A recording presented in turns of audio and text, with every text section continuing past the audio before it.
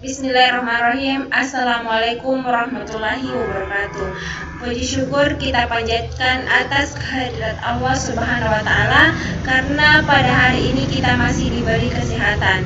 Salawat serta salam tak lupa kita kirimkan kepada junjungan Nabi besar Muhammad SAW, Nabi yang menjadi suri teladan bagi kita semua. Baik, kami dari kelompok 6 akan memaparkan materi kami, yaitu pembelajaran melalui media TV atau video. Namun sebelumnya, kami akan memperkenalkan diri kami.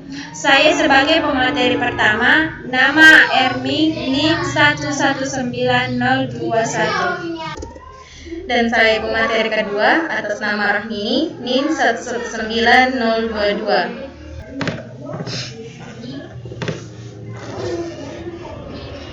Baik, langsung saja kita masuk kepada pembahasan. Namun sebelumnya saya akan menjelaskan apa itu media pembelajaran. Yang pertama, definisi media pembelajaran. Menurut Gelas dan Eli mengatakan bahwa media apabila dipahami secara garis besar adalah manusia, materi, atau kejadian yang membangun kondisi yang membuat siswa mampu memperoleh pengetahuan, keterampilan, atau sikap.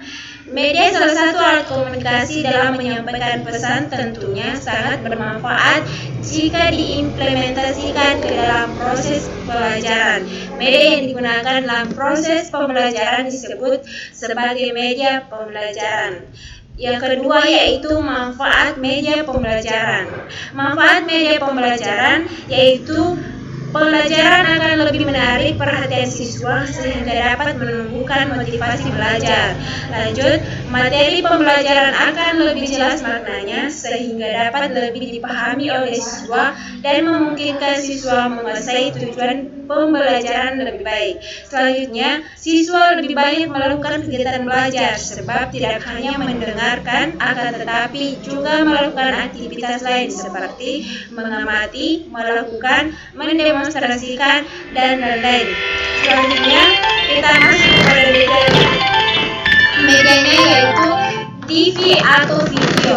Secara umum, televisi adalah sistem elektronik yang mengirimkan gambar diam dan gambar hidup bersama suara melalui kabel atau ruang. Televisi pendidikan. Televisi pendidikan adalah penggunaan program video yang direncanakan untuk mencapai tujuan pengajaran tertentu tanpa melihat siapa yang menyiarkannya.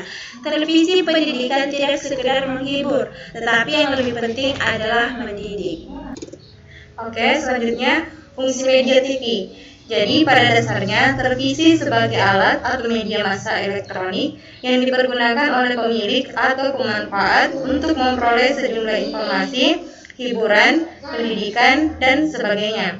Fungsi televisi secara umum menurut Undang-Undang Penyiaran dapat kita deskripsikan bahwa fungsi televisi sangat baik karena memiliki fungsi sebagai berikut. Yang pertama, sebagai media informasi. Yang kedua, sebagai media pendidikan dan hiburan. Yang ketiga, sebagai media untuk memperkuat ideologi, politik, ekonomi, sosial budaya. Dan yang keempat, sebagai media pertahanan dan keamanan. Selanjutnya, kelebihan dan kekurangan media video dan televisi. Adapun kelebihannya, yang pertama, televisi dapat memancarkan berbagai jenis bahan audiovisual, termasuk gambar diam, film, objek, dan drama. Yang kedua, televisi bisa menyajikan model dan contoh-contoh yang baik bagi siswa. Dan yang ketiga, televisi dapat membawa dunia nyata ke rumah dan kelas-kelas, seperti orang, tempat-tempat, dan peristiwa-peristiwa melalui penyiaran langsung atau rekaman. Dan yang keempat, televisi dapat memberikan kepada siswa peluang untuk melihat dan mendengar diri sendiri. Dan yang kelima, televisi dapat menyajikan program-program yang dapat dipahami oleh siswa dengan usia dan tingkatan pendidikan yang berbeda-beda. Dan yang keenam, televisi dapat menyajikan visual dan suara yang amat sulit diperoleh pada dunia nyata, misalnya ekspresi wajah dan lain-lain. Dan yang ketujuh, televisi dapat menghemat waktu guru dan siswa.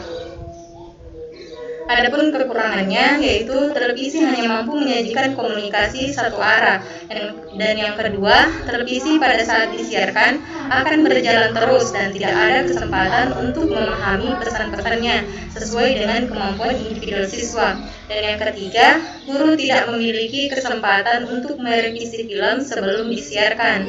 Dan yang keempat, layar pesawat televisi tidak mampu menjangkau kelas besar sehingga sulit bagi semua siswa untuk melihat secara rinci gambar yang disiarkan. Dan yang kelima, kekhawatiran muncul bahwa siswa tidak memiliki hubungan pribadi dengan guru dan siswa bisa jadi bersikap pasif selama penayangan. Nah, demikianlah pemaparan materi kami. Semoga bermanfaat bagi kita semua. Wassalamualaikum warahmatullahi wabarakatuh.